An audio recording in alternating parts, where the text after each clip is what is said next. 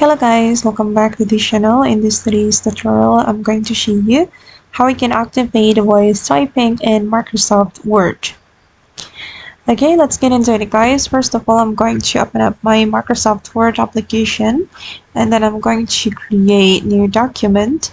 And if you want to activate the voice typing, the step is very simple. You just need to press Windows plus H at the same time like this until this option or this microphone appear on your Microsoft Word, and then you just need to speak what you want to type like this. Hello.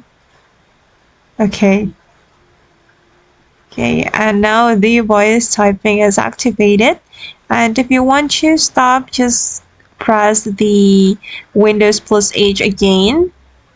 I'm going to stop it. Okay. Okay guys, and that's all the way to enable voice typing in Microsoft Word. I hope this video will be useful for you. Thank you so much for watching and bye.